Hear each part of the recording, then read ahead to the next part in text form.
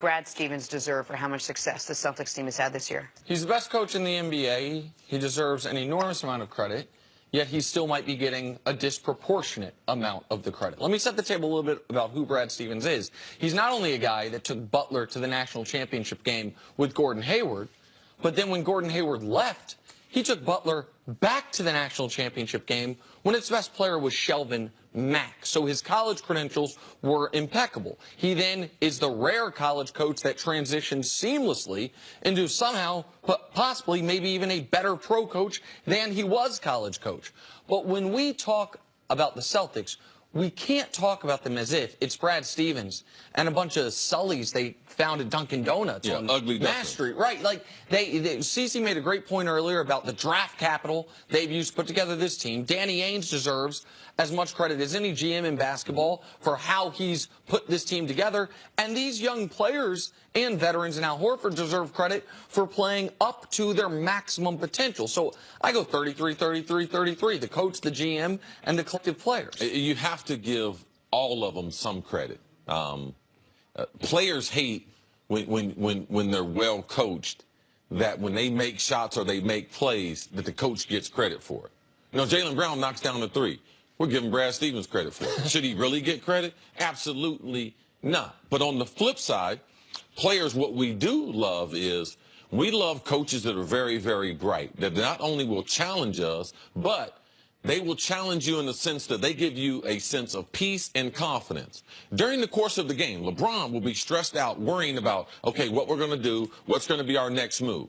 When you are a good player and you got a great coach, there's a certain amount of worrying you don't do. You know that your coach is going to put you in a winning position. So in tough situations, you have less stress because you believe you have an advantage. You believe when you call a timeout, your guy will come up with a play or a wrinkle, so the players have more confidence.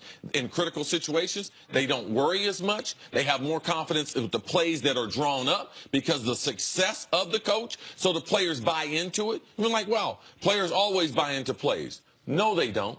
But when the coach is successful and he has a track record and you see him getting open shots, you see him telling you things that are going to happen that you don't see, and they've happened the way the Celtics have been empowered, and then you see the overall basketball development of the players. You see younger players playing better. You see that holes in their game where they weren't defensive players, they become defensive players. And that's from the coaching? Yeah, it's their basketball program. It's what they practice. Absolutely. It comes from the coach of what I need you to do. Marcus Smart, how they've improved his game. Al Horford, how they've changed his game to being one of the most effective parts in his career. Tatum and Brown, they speak for themselves. Terry Rozier. Their overall basketball development. Terry Rozier developing from a backup into a star. But like Nick mentioned, this is the way these guys are supposed to play. They got 6, 7 lottery picks. Tatum, 3rd overall pick. Rozier, 14th, I believe. Horford, lottery pick. Jaylen Brown, 3rd overall pick. Marcus Morris, I think, 6th overall pick. I'm sorry, Marcus Smart, 6th overall pick. Yeah. Marcus Morris, lottery pick. Like, it's not. These aren't, to use your phrase, ugly ducklings. These aren't guys they found off the scrap heap. Yeah. Now, I don't think Brad Stevens, I'm not going to give him that as being the best coach in the NBA. You'll be best in the NBA when you're judged off playing with great players. He's fortunate now that Kyrie got injured. Gordon, unfortunately, got injured. So he's playing with role players, a lot like he did at Butler. College. What do you do when you have star players? Because the greatest coaches in this game, they are judged by how the stars go. Popovich, how did David Robinson do? How did Tim Duncan do? How did Kawhi do? Phil Jackson? Pat Riley, all of them were judged on when you have great players, what do you do? So the stage has been set for next year. When he gets back his 2 great players, what do they play with inside the system?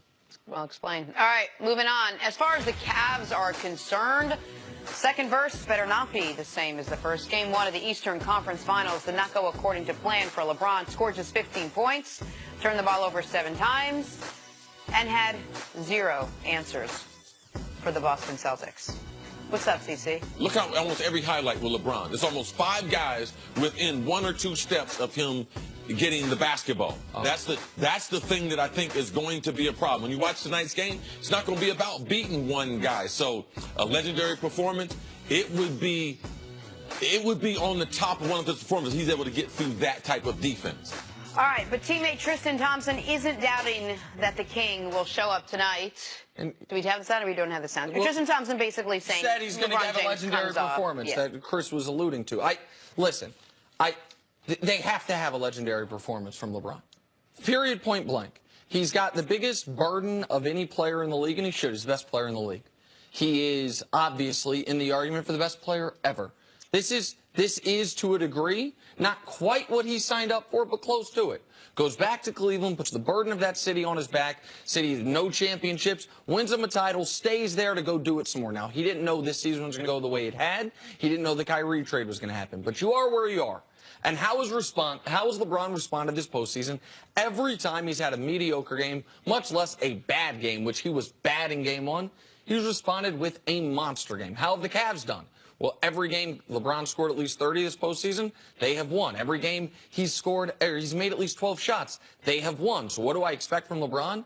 What we saw in Game 2 of the Pacers series, 46 points, dominant performance, they won. What do I expect from LeBron? Game 2 of the Raptors series, 44 points, and they won. Now, I don't know that he's going to score 40, but I think he will be much better than he was in Game 1, and that will be enough for them to win Game 2. I expect LeBron to have a great game, but I'm still concerned about this Cavs team because I believe it's about the supporting players. Just like in the 7-game series with the Indiana Pacers, LeBron James had one player that scored in double figures. That was Kevin Love. Compared to the next series against Toronto, there were 6 players in double figures. If they have the same stat line that they had in the Pacers series, they will lose this series. So for me, if I'm a supporting player, if I'm someone else on that roster besides LeBron James, I'm not worried about LeBron. Matter of fact, in the interviews, I'm not talking about LeBron. I'm talking about myself and the other teammates because they are more important in this game than LeBron. All right? Because there is no world that exists that they play bad in game number 2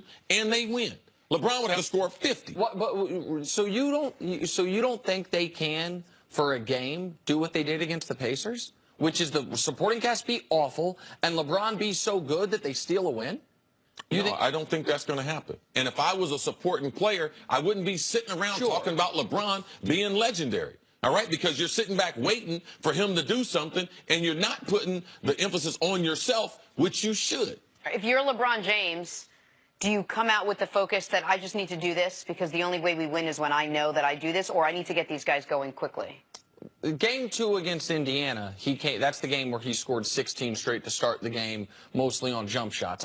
Game 2 against the Raptors, he came out getting other guys involved. He scored. The reason he got in the 40s was because in the second half, he hit those insane fadeaways. What do you think the approach is tonight? It's impossible to predict, especially as much help they're going to give him defensively. You can't go in and say, I'm going to get 15 shots in the first quarter. Because the defense, it might not dictate that. LeBron's got to do what the defense is going to dictate. And they're going to dictate getting the ball out of LeBron's hands. And LeBron he's going to have to try to get the other players involved because that's what Boston is going to force him. That's the out that they're going to give him. And listen, I understand Boston has been great at home this postseason. They are obviously undefeated at home this postseason. But they also know the importance of this game for them. Because it's not just that Cleveland steals home court if they win this game. Boston knows they've only won one road game this postseason. Whatever we think about the Cavs supporting cast, that Boston knows we went to Milwaukee in round 1 and were 0 for 3 on the road. They know that in Philly they were almost 0 for 2 on the road there. They know that as good as they feel about how they were playing, as good as they feel about how game 1 went, that if they don't execute tonight and it's 1-1 going back to Cleveland, the Cavs go back from being slight favorites to being overwhelming favorites for this series. I would imagine Boston's approach will be adjusted ever so slightly. They have to know that LeBron's not going to come out and get played the way he got played in game 1. Boston is ready.